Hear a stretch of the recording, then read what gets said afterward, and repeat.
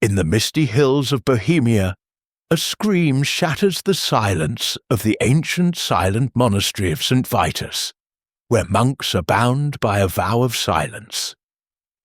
Miss Jane Marple, the sharp-witted spinster from Danefield, arrives to unravel the murder of Brother Matthias, a young scholar stabbed with a sacred dagger. As cryptic clues, hidden keys, coded parchments, and secrets buried beneath roses emerge from the shadows, Miss Marple navigates a web of jealousy, fear, and forbidden truths tied to a medieval scandal. In a place where silence hides sin, can she uncover the killer before the monastery's secrets claim another life? Chapter 1. The Letter from Prague.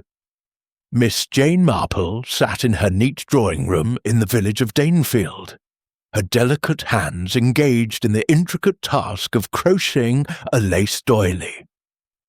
The October sunlight streamed through the window, dappling the chintz-covered armchairs and the polished mahogany table where a single letter lay, its foreign postmark stark against the cream envelope.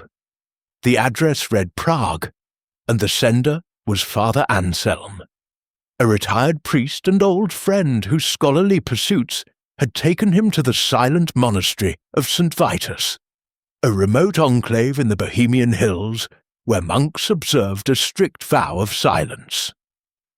The letter written in Father Anselm's precise hand had arrived that morning, and Miss Marple had read it twice, her clear blue eyes narrowing with interest. "My dear Jane," it began, "I find myself troubled by an unease I cannot name. The brothers here, though silent, are restless, their eyes betraying secrets I am too old to unravel. There is discord in this sacred place, and I fear it bodes ill. Your insight, so often keener than my own, is needed. Will you come to Prague?" The words, though measured, carried a weight that stirred Miss Marple's curiosity. Father Anselm was not a man given to flights of fancy. His plea suggested something gravely amiss. Danefield, with its tidy cottages and gossip-laden tea parties, seemed far removed from the mysteries of a Bohemian monastery. Yet Miss Marple knew human nature was a constant, whether in a village or a cloister. She recalled a recent incident at the Danefield Women's Institute, where a seemingly trivial dispute over a flower show had revealed deeper jealousies.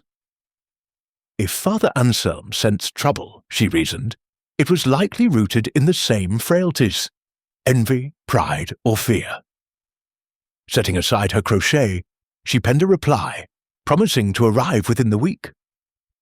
The journey to Prague was long, but uneventful. The train rattling through autumnal landscapes of golden fields and mist-shrouded forests. Miss Marple, clad in her sensible tweed coat and clutching a well-worn carpet bag, arrived at the silent monastery as dusk settled over the valley. The stone edifice loomed against the darkening sky, its narrow windows glowing faintly, like eyes guarding secrets. The air was sharp with the scent of pine and wet moss, and a chill wind whispered through the surrounding hills. Father Anselm met her at the gate, his frail figure stooped, but his eyes bright with relief. "Jane, you are a godsend," he said, his voice low, as if wary of the silence that enveloped them. Over a simple supper of bread and soup in the guest refectory, he shared fragments of the monastery's life. The monks, numbering only 12, lived in ascetic devotion, their days filled with prayer, manual labor, and the copying of ancient manuscripts. Yet, he confided, an undercurrent of tension had emerged in recent weeks. "It is intangible," he said, stirring his soup absently. A glance here, a hesitation there. Brother Matthias, our youngest scholar, has been preoccupied. He speaks of a discovery, but will not elaborate. Miss Marple listened, her serene expression masking the quick workings of her mind. In Danefield, she had often found that the smallest details, a misplaced knitting needle, a hurried whisper, revealed the heart of a matter. She resolved to observe the monks closely, trusting that their silence would betray them in other ways. That night, as she settled into the sparse guest room, its only furnishings a narrow bed, a wooden chair, and a crucifix on the wall, she felt the monastery's oppressive quiet. The stone walls seemed to absorb sound, creating a stillness that was almost tangible. She was just drifting into sleep when a piercing scream tore through the silence, sharp and fleeting, like a crack in glass. Slipping on her dressing gown, Miss Marple hurried down the dimly lit corridor, her torch casting shadows on the ancient stone. She reached the cloister, where a small knot of monks had gathered, their faces ghostly in the flickering torchlight. At their centre lay Brother Matthias, his youthful features frozen in death, a jewelled dagger protruding from his chest. Blood pooled on the flagstones stark against the grey. The monks stood motionless, their silence now a heavy shroud. Father Anselm appeared, his breath ragged. "Dear God," he whispered, crossing himself. Miss Marple knelt beside the body, her eyes scanning the scene. The dagger, ornate and old, was no ordinary weapon. She noted the monks' expressions: shock, fear, and in one or two, something akin to guilt. In Danefield, she had seen such looks before, when secrets long buried came to light. As the monastery's bell tolled midnight, Miss Marple straightened, her mind already sifting through possibilities. "A murder in a place of silence," she murmured to herself, "is a puzzle that speaks in whispers." She knew, with the certainty of experience, that the answer lay not in the dagger itself, but in the hearts of those who lived within these walls. Chapter 2. The Silent Observers. The cloister, bathed in the pale glow of dawn, bore no trace of the horror that had unfolded hours before. Brother Matthias's body had been removed to the monastery's infirmary, and the flagstones, scrubbed clean, gleamed as if nothing had occurred. Miss Jane Marple stood at the edge of the quadrangle, her shawl drawn tightly against the morning chill, her sharp blue eyes taking in the silent figures of the monks as they moved toward the chapel for lauds. Their black robes swished softly, their faces shadowed by cowls, but she sensed the weight of their unspoken thoughts. In Danefield, she had learned that silence often concealed more than it revealed, much like the hushed gossip of the village post office when scandal brewed. Father Anselm joined her, his lined face etched with fatigue. "The police will arrive soon," he said quietly. "Inspector Karol Novak is a thorough man, but I fear he does not understand the ways of this place." Miss Marple nodded, her mind already cataloguing the monks she had observed the previous night. Brother Gregory, the librarian, had fidgeted incessantly, his thin fingers twisting the cord of his robe. Brother Thomas, broad-shouldered and grim, had kept his eyes fixed on the ground, as if avoiding scrutiny. The abbot, Father Benedict, had maintained a rigid composure, his authority a shield against the chaos. And Brother Simon, frail and elderly, had hovered at the edge of the group, his gaze darting nervously. Each, she knew, held a piece of the puzzle, whether they realized it or not. The monastery's great bell tolled, signalling the end of prayers, and the monks filed out, their silence unbroken. Miss Marple followed Father Anselm to the refectory, where a simple breakfast of bread, cheese, and weak tea awaited the guests. Over the meal, Father Anselm provided more details about Brother Matthias. The young monk, barely 30, had come to the monastery 5 years prior, his scholarly zeal earning him a place in the scriptorium, where he studied ancient texts. "He was brilliant," Father Anselm said, his voice tinged with sorrow. "But lately he was consumed by the Codex of St. Vitus, a manuscript from the 13th century. He believed it held a secret, something that could shake the foundations of our order." Miss Marple sipped her tea, her thoughts drifting to a Danefield incident where a vicar's obsession with an old parish register had unearthed a family scandal. "And did others share his interest in this codex?" she asked. Father Anselm hesitated. Brother Gregory, as librarian, worked closely with him, but they clashed often. Matthias was bold, even reckless, while Gregory is cautious. The abbot, too, disapproved of Matthias's fervour, fearing it would draw unwanted attention to the monastery. As they spoke, Inspector Karol Novak arrived, his brisk manner cutting through the monastery's stillness like a gust of wind. A stocky man with a neatly trimmed moustache, he carried an air of impatience, his notebook already open. "A murder in a monastery," he said, shaking his head as he joined them. "And not what one of these monks can speak to defend himself. Convenient, isn't it?" Miss Marple smiled, faintly, accustomed to the skepticism of officialdom. In her experience, policemen like Novak, though diligent, often overlooked the subtleties of human behaviour, focusing instead on the obvious: fingerprints, alibis, and motives laid bare. She accompanied the inspector to the relic room, where the murder weapon had been stored.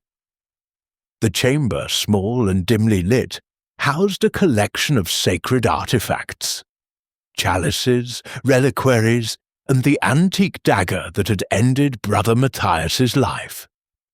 The dagger, Father Anselm explained, was part of a set donated by a medieval noble, kept in a locked oak cabinet.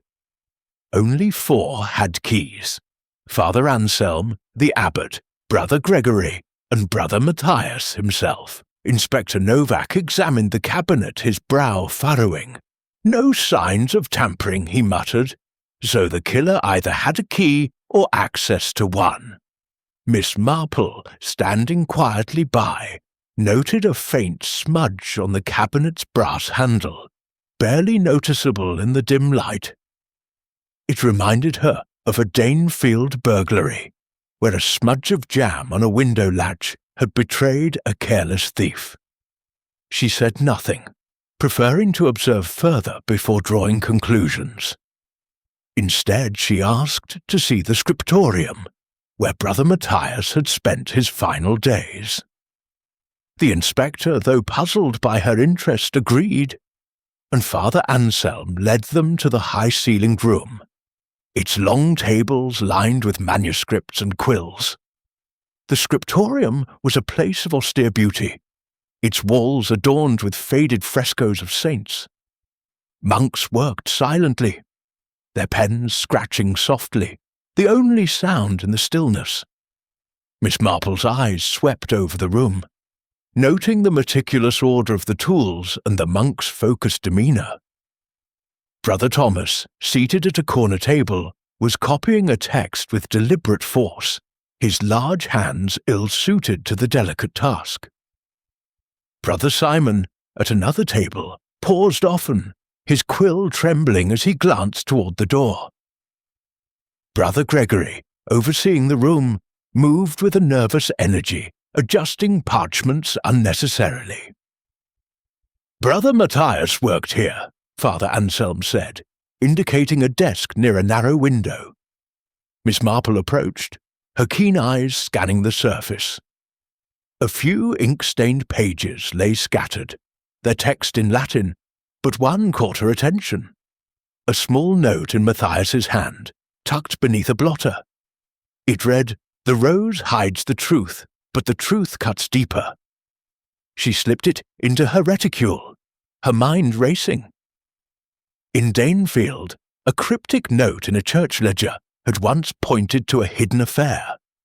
This, she suspected, was no less significant. Inspector Novak, impatient, questioned Father Anselm about the monks' routines. "They pray, they work, they sleep," the priest replied. "Their vow of silence limits their interactions. But Matthias was different. He spoke freely when permitted, especially about the codex." The inspector snorted. "A book? You think someone killed for a book?" Miss Marple, silent, recalled a Danefield librarian who had sabotaged a rival's work out of jealousy. Books, she knew, could inspire passions as fierce as any romance. As they left the scriptorium, Miss Marple lingered, watching Brother Gregory adjust a shelf with exaggerated care. His eyes met hers briefly, then darted away, a flush creeping up his neck. She made a mental note of his unease, much like she had once noted the nervous tics of a Danefield shopkeeper caught pilfering funds. People are much the same everywhere, she thought, whether in a village or a monastery. That afternoon she walked the monastery grounds, her sensible shoes crunching on the gravel paths. The rose garden, mentioned in Matthias's note, drew her attention. A walled enclosure filled with crimson blooms, their scent heavy in the air. A statue of St. Vitus stood at its centre, its stone face serene. Miss Marple paused, her mind turning over the note's words. "The rose hides the truth," she murmured, her fingers brushing a petal. In Danefield, a rose bush had once concealed a stolen locket. Here, she sensed, the garden held a different secret. As the sun dipped below the hills, casting long shadows, Miss Marple returned to her room, her thoughts a tapestry of observations. The monks' silence was a challenge, but not an obstacle. Their gestures, their glances, their hesitations, these were the language she would decipher. The murder of Brother Matthias, she knew, was not an act of impulse, but a calculated deed, rooted in the same frailties she had seen in Danefield. Ambition, fear, or perhaps a secret too dangerous to reveal. As she sat by her narrow window, watching the monastery sink into twilight, she felt the familiar thrill of the chase. The truth, like the rose, was hidden, but Miss Marple was determined to uncover it. Chapter 3. The Locked Cabinet. The morning mist clung to the silent monastery of St. Vitus, softening the harsh angles of its stone walls and lending an air of mystery to the cloister. Miss Jane Marple, fortified by a frugal breakfast of rye bread and herbal tea, stood in the relic room, her sharp eyes fixed on the oak cabinet where the murder weapon had been kept. The room was small, its air heavy with the scent of old wood and wax, and its sole window admitted a sliver of grey light that illuminated the cabinet's polished surface. Inspector Karol Novak paced nearby, his notebook flapping as he muttered about the inefficiency of silent witnesses. Miss Marple, however, found the monk's vow of silence a curious advantage. Without words to cloud the truth, she could rely on the language of gesture and glance, much as she had in Danefield when unravelling the mystery of a missing church collection. The cabinet, sturdy and unadorned save for its brass lock, showed no obvious signs of damage. Inspector Novak, crouching to inspect it, declared, "No scratches, no dents. The killer must have had a key." Miss Marple, her head tilted like a bird, studying a puzzle, noted a faint irregularity. A tiny hairline scratch near the keyhole, so slight it might have been overlooked by a less practised eye. She recalled a Danefield incident where a gardener's boy had used a bent wire to pilfer apples from a locked shed. "Curious," she said softly, her fingers brushing the lock as if to coax out its secrets. "A key, perhaps, but not necessarily used in the usual way." Father Anselm, standing by the door, shifted uneasily. "Only 4 keys exist," he reiterated. "Mine, the abbot's, Brother Gregory's, and Matthias's own." His voice faltered at the mention of the murdered monk. Miss Marple nodded, her mind turning to the implications. If the killer had a key, it narrowed the suspects. If the lock had been picked, it suggested a different kind of cunning. She requested to see Brother Matthias's quarters, hoping to find a clue to his final hours. The monk's cell was as sparse as her own. A narrow cot, a wooden stool, and a small desk cluttered with papers and a single candle, its wax dripped in frozen rivulets. Inspector Novak rifled through the papers, his impatience evident, but Miss Marple took her time, her gloved hands carefully lifting each item. A leather-bound notebook caught her attention, its pages filled with Matthias's meticulous script. Most were notes on the Codex of St. Vitus, detailing its cryptic passages, but one entry stood out. "The rose is the key, but the blade guards the secret." The words echoed the notes she had found in the scriptorium, strengthening her suspicion that the rose garden held significance beyond its blooms. "More riddles," Novak scoffed, glancing over her shoulder. "This codex obsession is a distraction. We need motives, not metaphors." Miss Marple smiled gently, accustomed to the bluntness of men like Novak, who saw only the surface of things. In Danefield, a poet's cryptic verse had once led her to a hidden will. Here, she sensed, Matthias's words were a deliberate clue, left for someone to find, or perhaps to taunt. She asked Father Anselm about the Codex's history. They moved to the library, a vaulted chamber lined with shelves of ancient tomes, where Brother Gregory presided with a nervous air. The librarian's thin face paled as Father Anselm explained that the Codex of St. Vitus, a 13th-century manuscript, was rumoured to contain a revelation about the monastery's founding, a secret that, if exposed, might tarnish its reputation. Matthias was convinced it was no mere legend, Father Anselm said. He spent hours deciphering its code, believing it held a truth worth sharing with the world. Brother Gregory, adjusting a stack of manuscripts, interjected, his voice tight. He was reckless. Such secrets are better left buried. Miss Marple noted the tremor in his hands, the way his eyes avoided hers. She recalled a Danefield librarian who had sabotaged a rival's research out of envy, a small, parallel, but telling. "And you, Brother Gregory," she asked mildly, "did you assist Matthias in his work?" The monk hesitated, then nodded. "I helped with translations, but we disagreed on his methods." His words were clipped, as if guarding something unsaid. Inspector Novak, growing restless, demanded to know who else had access to the library. "Only the brothers working in the scriptorium," Father Anselm replied. "Brother Thomas, Brother Simon, and a few others, but Matthias and Gregory were the primary scholars." Miss Marple filed this away, her mind weaving connections.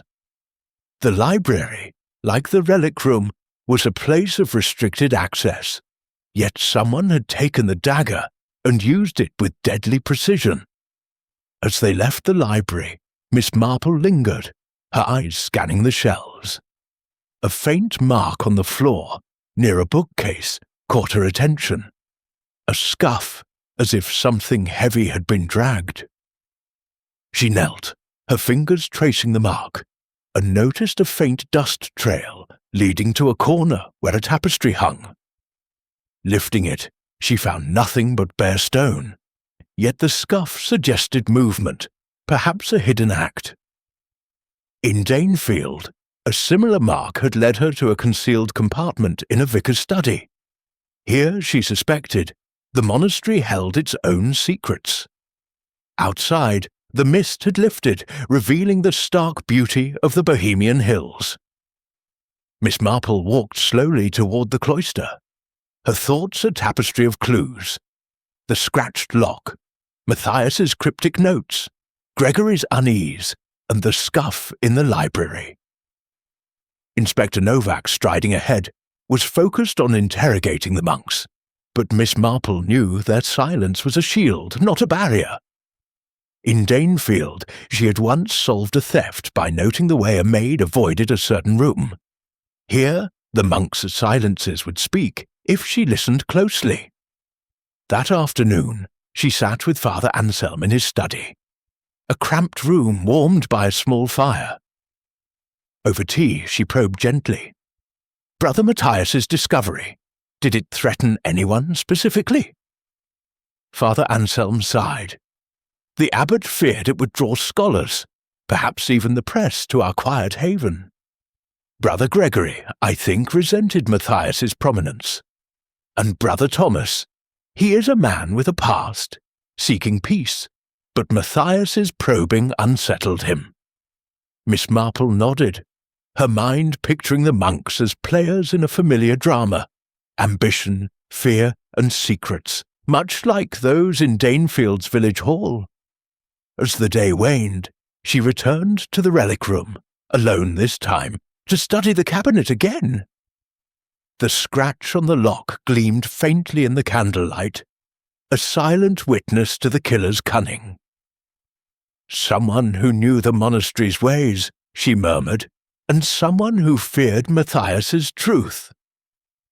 The puzzle was far from solved, but Miss Marple felt the threads tightening, each clue a step closer to the heart of the mystery. In the silence of the monastery, where words were forbidden, she would find the truth as she always had. By watching, listening, and understanding the frailties of the human heart. Chapter 4. Shadows in the Scriptorium.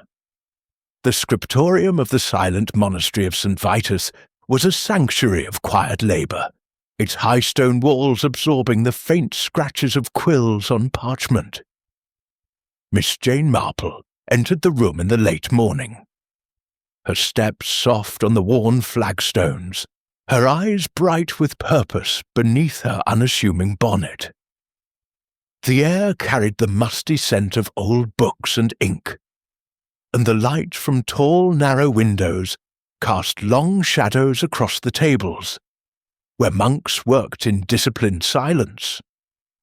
She had come, ostensibly, to admire the artistry of their illuminated manuscripts, but her true intent was to observe the monks themselves, for she knew that in places like this, or in Danefield's village hall, the smallest gestures could betray the deepest secrets. The monks, absorbed in their tasks, barely acknowledged her presence, their cowled heads bent over vellum sheets. Brother Thomas, his broad frame hunched awkwardly over a delicate manuscript, wielded his quill with a force that seemed at odds with the task's precision, his jaw tight, as if suppressing some inner turmoil. Brother Simon, frail and stooped, paused frequently, his trembling hands betraying fatigue or nerves as his eyes flicked toward the door. Brother Gregory, the librarian, moved among the tables, adjusting parchments with a restless energy that Miss Marple found telling. In Danefield, she had once noted a shopkeeper's fidgeting hands before uncovering his petty theft. Here, she sensed, similar signs pointed to hidden truths. She approached Brother Matthias's desk, tucked near a window overlooking the misty valley. The desk was tidier than his cell, but a few items caught her eye. A pot of ink, half empty, a worn quill, and a small stack of notes, their edges curling. Among them, she found a scrap of parchment, overlooked by Inspector Novak's hasty search, bearing a single line in Matthias's neat hand. "The truth lies beneath the rose." The phrase, identical to the one in his notebook, sent a shiver of recognition through her. In Danefield, a cryptic note in a gardening club ledger had led to a stolen heirloom. This, she felt, was a clue deliberately placed perhaps by Matthias himself to guide or mislead. Tucking the scrap into her reticule, Miss Marple glanced at Brother Gregory, who was watching her from across the room. His eyes, sharp behind his spectacles, held a flicker of alarm before he turned away, busying himself with a shelf. She made a mental note of his unease, recalling how a Danefield curate's nervous glance had betrayed his knowledge of a scandal. People are so very predictable, she thought, even in a monastery. Inspector Novak joined her, his impatience barely concealed.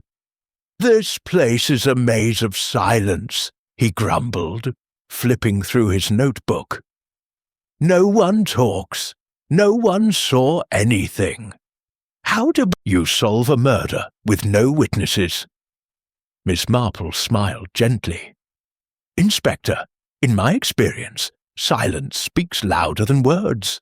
One must only know how to listen." Novak raised an eyebrow but said nothing, following her as she moved to examine the scriptorium's shelves. The room's order was meticulous, yet Miss Marple noticed a faint irregularity.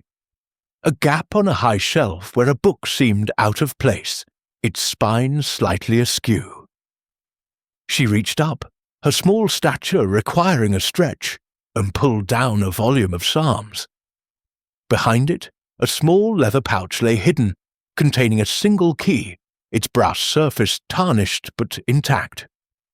She held it up, her mind racing. "Curious," she murmured. "A key, but to what?" In Danefield, a hidden key had once unlocked a chest containing stolen letters. Here, she suspected, it might unlock something far more dangerous. Father Anselm, summoned by Novak, examined the key with a frown. "It resembles the key to the relic cabinet," he said, "but all four are accounted for. Mine, the abbot's, Gregory's, and Matthias's." Miss Marple's eyes twinkled. "Perhaps," she said, "someone made a copy, or this key serves another purpose." Novak, skeptical, pocketed the key for evidence, but Miss Marple's thoughts turned to the rose garden, its cryptic significance growing clearer with each clue. That afternoon she sat with Father Anselm in the monastery's small parlour, a room warmed by a modest fire and furnished with plain wooden chairs. Over tea, she probed further about the Codex of St. Vitus. Matthias believed it held a truth about the monastery's founding. Father Anselm said, his voice low. "A scandal, perhaps, involving a medieval bishop who endowed this place." Matthias wanted to publish his findings, to bring light to history, but the abbot feared it would disrupt our seclusion. Miss Marple nodded, recalling a Danefield historian whose research into old land deeds had sparked a village feud.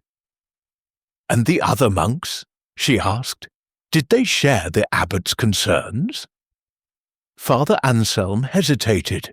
Brother Gregory was jealous of Matthias's scholarship. He felt overshadowed, despite his role as librarian. Brother Thomas, a former soldier, sought peace here, but Matthias's probing unsettled him. Thomas values the monastery's quiet above all. Brother Simon, though old, is fiercely protective of our traditions. He called Matthias's work heretical, though I suspect he feared change more than heresy. Miss Marple listened, her mind weaving a tapestry of motives, jealousy, fear, tradition, all familiar threads from her Danefield days. As evening fell, she returned to the scriptorium, now empty, the monks having retired for vespers. The silence was profound, broken only by the distant toll of the monastery bell. She stood by Matthias's desk, her fingers tracing the wood, imagining the young monk's final hours. A faint mark on the floor, near the desk's leg, caught her eye, a smudge of wax, as if a candle had been dropped and hastily cleared. In Danefield, a similar mark had led her to a hidden letter beneath a floorboard. Here she found nothing beneath the flagstones, but the wax suggested haste, perhaps panic. Stepping outside, she walked the cloister, her torch casting a soft glow. The rose garden's gate loomed ahead, its ironwork intricate in the moonlight. Matthias's note, "The truth lies beneath the rose," echoed in her mind. She resolved to explore the garden at dawn, suspecting it held more than flowers. As she turned back, a shadow moved in the cloister's arches, swift and silent. Her heart quickened, but she saw no one, only the flicker of torchlight on stone. In Danefield she had once sensed a watcher in the churchyard, later unmasking a gossiping sexton. Here the shadow felt more sinister. Returning to her room, Miss Marple sat by the window, her crochet forgotten as she pieced together the day's observations, the hidden key, the wax smudge, Gregory's unease, and the cryptic note. The scriptorium, like Danefield's village hall, was a stage where human frailties played out. Ambition, fear, and secrets masked by silence. She knew the truth was close, hidden in the monastery's shadows, waiting for her to shine a light upon it. As the bell tolled midnight, she felt the familiar thrill of the chase, confident that the silent observers would soon reveal their secrets, whether they wished to or not. Chapter 5. The Rose Garden Revelation. The Rose Garden of the silent monastery of St. Vitus was a haven of delicate beauty, its crimson and white blooms glowing softly in the early morning light. Miss Jane Marple, wrapped in her woolen shawl against the bohemian chill, stepped carefully along the gravel paths, her sensible shoes crunching faintly in the stillness. The garden, enclosed by high stone walls, felt like a world apart from the monastery's austere halls. Yet the cryptic note from Brother Matthias, "The truth lies beneath the rose," lingered in her mind, suggesting that this tranquil place held secrets as dark as the cloister's shadows. In Danefield she had once found a stolen brooch hidden in a flower bed. Here, she suspected, the stakes were far higher. The air was heavy with the scent of roses and damp earth, and a faint mist curled around the base of a weathered statue of St. Vitus, which stood at the garden's centre. Miss Marple paused before it, her keen eyes scanning the ground. The statue's pedestal was surrounded by a bed of roses, their petals vivid against the grey stone. She knelt, her gloved hands brushing aside leaves, and noticed a patch of earth that seemed freshly disturbed, its soil darker and looser than the rest. In Danefield, such a sign had led to a buried tin of pilfered church funds. Here she felt a prickle of anticipation. Using a small trowel borrowed from the monastery's gardener, she dug carefully, mindful not to damage the roses. A few inches down, her trowel struck something solid. She unearthed a small wooden box, its surface worn but intact, secured with a simple clasp. Opening it, she found a single parchment fragment, its edges frayed, inscribed with a dense, coded script unlike the Latin of the codex notes she had seen. A faint sketch of a rose adorned one corner, reinforcing the connection to Matthias's cryptic message. A secret worth hiding, she murmured, slipping the fragment into her reticule. The box, she noted, bore traces of wax as if sealed in haste, a detail that echoed the smudge she had found in the scriptorium. As she stood, brushing soil from her gloves, a rustle in the nearby bushes made her turn.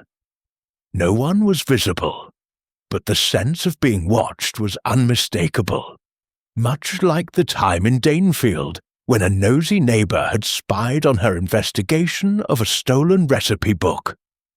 She moved toward the gate, her torch casting long shadows, and glanced back to see a flicker of movement. A robe, perhaps, vanishing behind the wall. The monastery's silence, she realized, was not merely a vow, but a cloak for hidden deeds. Back in the guest quarters, Miss Marple examined the parchment fragment by candlelight. The code, a series of symbols interspersed with Latin letters, was impenetrable without a key, but its presence confirmed Matthias's obsession with the Codex of St. Vitus. She recalled Father Anselm's words about the Codex's rumoured scandal, a medieval bishop's misdeeds, perhaps, that could tarnish the monastery's legacy. In Danefield, a coded diary had once revealed a vicar's indiscretions. Here, she suspected, the fragment was a piece of a larger truth Matthias had died to protect or expose. Inspector Karol Novak, summoned to her room, frowned at the fragment. "More old paper," he said, his voice thick with skepticism. "This proves nothing." Miss Marple's eyes twinkled. "Inspector, in my experience, the smallest fragments often hold the greatest weight. This was hidden deliberately, and someone went to great lengths to keep it so." Novak, unconvinced, agreed to have the fragment analysed, but his focus remained on the monks' alibis, or lack thereof, given their vow of silence. She sought out Father Anselm in the monastery's small chapel, where the scent of incense mingled with the chill of stone. Over a quiet conversation, she asked about the rose garden's history. "It was planted centuries ago," he said, "by the same bishop who endowed the monastery. Legend says he loved roses, but some whisper he used the garden to conceal his sins." Miss Marple nodded, her mind connecting the bishop's roses to Matthias's note. "And who tends the garden now?" she asked. Father Anselm hesitated. "Brother Thomas, mostly. He finds solace in the work, though he's no gardener by nature." The mention of Brother Thomas intrigued her. His soldier's build and guarded demeanour suggested a man, haunted by his past, much like a Danefield blacksmith who had hidden his wartime secrets behind a gruff exterior. She resolved to observe him further. Suspecting his connection to the garden was no coincidence. That afternoon, Miss Marple joined the monks for their midday meal in the refectory, a silent affair broken only by the clink of spoons against bowls. She watched Brother Thomas, seated at the far end, his eyes fixed on his plate, his hands steady but deliberate. Brother Simon, across from him, ate sparingly, his frail frame trembling as he glanced toward Brother Gregory, who presided over the meal with a strained expression. The tension among them, though unspoken, was palpable, reminding her of a Danefield tea party where rivalries had simmered beneath polite smiles. After the meal, she spoke with Brother Gregory in the library, hoping to gauge his reaction to the fragment. "Matthias was reckless with the Codex," he said, his voice tight as he adjusted his spectacles. "He spoke of revealing its secrets, but some truths are dangerous." Miss Marple noted the sweat on his brow, the way his fingers clutched a book too tightly. "And you, Brother Gregory," she asked gently, "did you believe the Codex's secrets worth protecting?" He flushed, muttering about duty, and excused himself, leaving her to ponder his fear. As dusk fell, Miss Marple sat in her room, the fragment and Matthias's notes spread before her. The wax smudge, the hidden key from the scriptorium, the disturbed earth, all pointed to a deliberate act, not of impulse, but of calculation. In Danefield, she had once solved a theft by tracing a trail of clues to a hidden motive. Here, the motive was still elusive, but she sensed it lay in the Codex's truth, a secret that had driven someone to murder. The shadow from the garden, the nervous glances, the coded fragment, these were threads in a tapestry she was beginning to weave. The monastery's bell tolled for Compline, its deep notes resonating through the stone walls. Miss Marple rose, her mind alert despite the hour. The rose garden had yielded one secret, but she knew others remained, buried in the monastery's silence. As she prepared for the night, she felt the familiar stir of intuition, honed in Danefield's quiet lanes, now sharpened by the monastery's shadows. The truth, like the roses, was beautiful, but guarded by thorns, and Miss Marple was determined to uncover it, one careful step at a time. Chapter 6. The Abbot's Confession, the chapel of the silent monastery of St. Vitus, was a place of sombre reverence, its vaulted ceiling lost in shadows and its air thick with the scent of beeswax and old stone. Miss Jane Marple sat in a pew near the back, her hands folded neatly in her lap. Her eyes fixed not on the flickering candles, but on the figure of Father Benedict, the abbot, who knelt in prayer at the altar. His imposing presence, usually cloaked in authority, seemed diminished this morning, his shoulders bowed as if carrying a burden heavier than his office. Miss Marple had requested a private audience, sensing that the abbot, like a Danefield vicar she had once questioned about a missing alms box, held secrets beneath his composed exterior. The chapel was empty save for the two of them, the monks having dispersed after terce to their daily tasks. Father Benedict rose, his black robe rustling, and joined her in the pew, his face etched with lines of strain. "Miss Marple," he said, his voice low but resonant, "I understand you have been asking questions. I trust you seek only the truth." She inclined her head, her expression serene but her eyes sharp. "Truth, Father Benedict, is often hidden in plain sight, like a weed among roses. I find it best to ask directly when I sense it near." He sighed, his hands clasped tightly, the knuckles whitening. Brother Matthias was a brilliant scholar, but his zeal was disruptive. His obsession with the Codex of St. Vitus threatened the peace we strive to maintain here. Miss Marple listened, her mind recalling a Danefield schoolteacher whose fervour for reform had stirred resentment among the village elders. "And you disapproved of his intentions?" she asked gently. Father Benedict's gaze flickered to the altar, then back to her. "I urged him to reconsider publishing his findings. The Codex, if its secrets are as Matthias believed, could draw scrutiny to this monastery. Scholars, journalists, perhaps even the church authorities. Our seclusion is our sanctity." His voice held a note of conviction, but Miss Marple noted the tension in his jaw, the way his fingers gripped his rosary. In Danefield, such signs had betrayed a shopkeeper's guilt over falsified accounts. Here they suggested a deeper conflict. She pressed further, her tone mild but probing. "And the other monks, did they share your concerns?" The abbot hesitated, a shadow crossing his face. Brother Gregory envied Matthias's prominence. As librarian, He felt entitled to lead the Codex's study, but Matthias outshone him. Brother Thomas, our gardener, came to us seeking redemption from a violent past, a soldier's life. Matthias's probing unsettled him. He values our silence above all. Brother Simon, though frail, is a traditionalist. He called Matthias's work dangerous, fearing it would erode our legacy.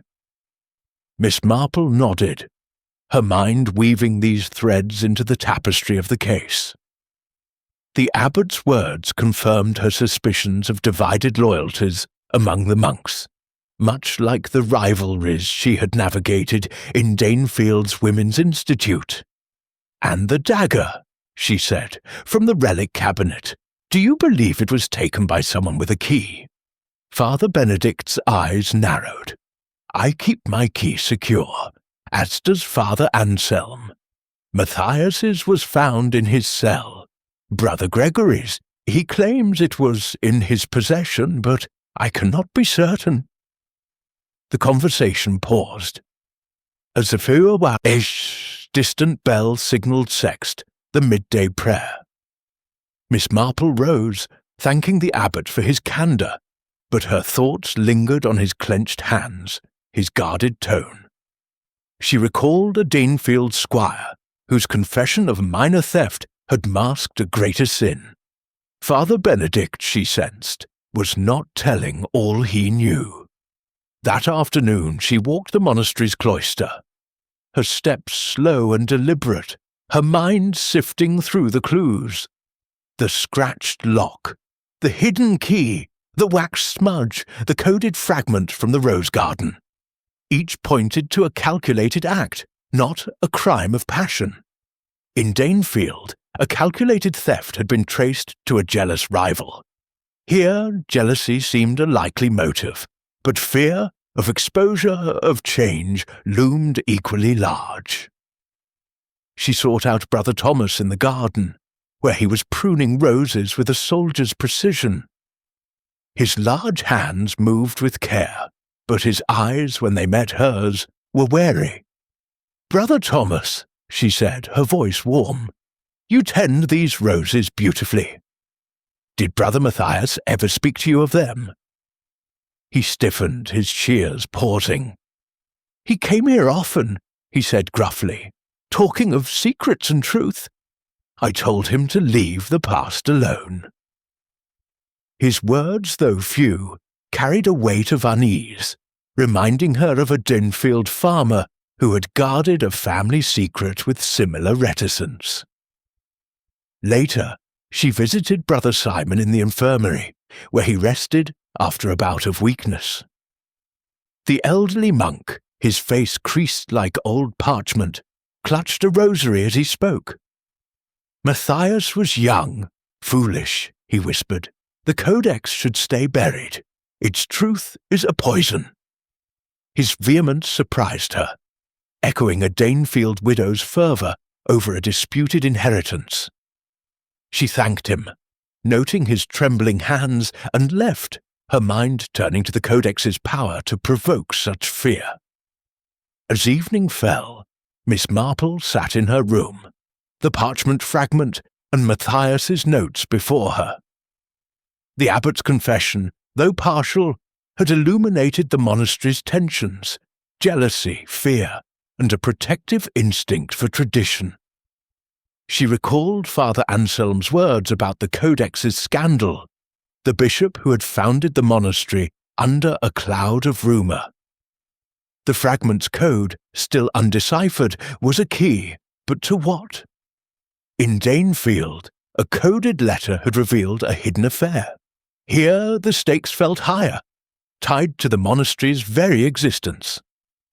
A soft knock interrupted her thoughts. Father Anselm stood at the door, his face pale. "Jane, I found something in Matthias's cell, missed before." He handed her a small sketch, a detailed drawing of the rose garden statue, with an arrow pointing to its base.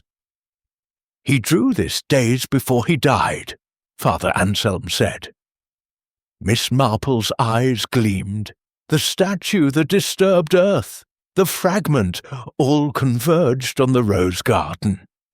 "Thank you, Father," she said, her mind racing. The abbot's words, the monk's unease, the hidden clues, these were pieces of a puzzle nearing completion. As the bell tolled for vespers, Miss Marple felt the familiar thrill of discovery. The monastery's silence was a veil, but beneath it, human passions, jealousy, fear, ambition, burned as fiercely as in Danefield's quiet lanes. The abbot's confession had revealed much, but the truth, she knew, lay just beyond her grasp, waiting in the shadows of the silent monastery. Chapter 7. The Silent Truth. The silent monastery of St. Vitus awoke to a morning heavy with fog. The Bohemian hills veiled in a grey shroud that mirrored the tension within its walls. Miss Jane Marple stood in the cloister, her shawl drawn tightly against the damp air, her sharp eyes scanning the monks as they filed into the chapel for prime. Their silence, mandated by their vow, was no longer merely ascetic. It was a taut thread, stretched to breaking by the murder of Brother Matthias. In Danefield, Miss Marple had once unravelled a theft by noting the villagers' uneasy glances at a church social. Here, the monks' averted eyes and subtle gestures spoke a language she was learning to read. The chapel's dim light cast long shadows, and Miss Marple, seated near the back, observed the brothers closely. Brother Gregory's hands, stained with ink, clutched his prayer book with a tremor she hadn't noticed before. Brother Thomas, his soldier's frame rigid, stared at the floor, his lips moving silently, as if in private supplication. Brother Simon, frail and hunched, seemed to shrink into his pew, his rosary beads clicking faintly. Father Benedict, leading the prayers, maintained his authoritative calm, but his gaze lingered on Brother Gregory, a flicker of concern betraying his composure. Miss Marple's mind, honed by years of village intrigues, pieced together the clues. The scratched lock, the hidden key, the wax smudge, the coded fragment, and now the abbot's guarded confession. The truth, she felt, was close, like a pattern emerging in her crochet work back in Danefield. After prayers, she sought out Inspector Karol Novak in the monastery's parlour, where he was reviewing his notes with growing frustration. "These monks and their silence," he muttered, tossing his notebook onto the table. "No alibis, no confessions, just riddles and old books." Miss Marple smiled gently, her calm demeanour a contrast to his agitation. "Inspector, in my experience, silence is merely a canvas on which people paint their secrets. We need only look closely at the brushstrokes." Novak grunted, unconvinced, but agreed to accompany her to the scriptorium, where she hoped to confirm a suspicion. The scriptorium was quiet, the monks at their tasks, their quills moving with rhythmic precision. Miss Marple lingered by Brother Matthias's desk, her eyes drawn again to the faint wax smudge on the floor. She knelt, unnoticed by the monks, and examined it closely, noting its proximity to a heavy bookcase. In Danefield, a similar smudge had led her to a hidden diary beneath a parlour rug. Here, she suspected, the bookcase concealed something more. She ran her fingers along its edge, feeling for irregularities, and found a slight give, a panel that shifted under pressure. With a quiet click, it opened, revealing a narrow compartment containing a single sheet of parchment, covered in the same coded script as the rose garden fragment. She slipped the sheet into her reticule, her heart quickening. The code, she knew, was the key to Matthias's discovery, but its meaning remained elusive. As she straightened, Brother Gregory approached, his face pale. "Miss Marple, you should not meddle with sacred texts," he said, his voice sharp. She met his gaze, her expression mild but piercing. "Brother Gregory, I seek only the truth, as Brother Matthias did. Do you not wish the same?" He flushed, muttering about propriety, and retreated, his ink-stained hands betraying his unease. Later, in Father Anselm's study, Miss Marple shared her findings. The priest examined the new parchment, his brow furrowing. "This is Matthias's work," he said. "He was decoding the codex, but he kept his progress secret, even from me." Miss Marple nodded, recalling a Danefield codebreaker who had hidden his work to protect a family secret. "And the rose garden?" she asked. "Did Matthias ever mention it specifically?" Father Anselm hesitated. "Once he said the roses held the monastery's heart. A strange phrase, but I thought it poetic." That afternoon, Miss Marple returned to the rose garden, the statue of St. Vitus looming in the fog. She studied the disturbed earth where she had found the box, her mind turning to Matthias's sketch of the statue's base. Kneeling again, she probed deeper, her trowel uncovering a small iron ring embedded in the soil. A trapdoor, cunningly concealed. She hesitated, aware of the risk, and decided to summon Inspector Novak and Father Anselm. Together they lifted the trapdoor, revealing a shallow recess containing a leather-bound journal, its pages filled with Matthias's notes on the codex. A final entry read, "The bishop's sin is no heresy, but a truth that shames. The rose guards it, the blade defends it." The journal confirmed her suspicions. The codex revealed a historical scandal, not heresy, but a bishop's misappropriation of funds to found the monastery. A secret that, while not earth-shattering, could tarnish its legacy. In Danefield, a similar revelation about a squire's lineage had sparked bitter feuds. Here, it had led to murder. That evening, Miss Marple gathered Inspector Novak and Father Anselm in the parlour. "The murderer," she said calmly, "is Brother Gregory. He killed Matthias to silence his discovery. The scratched lock on the relic cabinet was his doing. He picked it with a tool, likely a wire, to obtain the dagger. His ink-stained hands, his nervous demeanour, his envy of Matthias's, scholarship, all point to him. The hidden key, the wax smudge, the coded fragments. These were Matthias's attempts to protect his work, but Gregory, desperate to claim the codex's secrets for himself, acted to stop him. Novak, stunned, sent for Brother Gregory. Confronted, the librarian broke his vow of silence, his voice cracking. "I wanted the codex's glory for myself," he confessed, tears streaming. "Matthias would have exposed it, taken everything. I couldn't let him." The journal, he admitted, was his final attempt to secure the secret, but he could not decipher the code. Inspector Novak arrested him, his face a mix of relief and disbelief. As the monastery settled into silence once more, Miss Marple packed her bags, her work done. Father Anselm, shaken but grateful, escorted her to the gate. "Jane, you've brought light to our darkness," he said. She smiled, her eyes twinkling. "Father, whether in Danefield or Prague, the human heart is much the same. It is only the silence that differs." As her carriage rolled away, the monastery faded into the fog, its secrets laid bare. Miss Marple leaned back, her mind already turning to the quiet intrigues of Danefield, where another puzzle, no doubt, awaited her keen observation.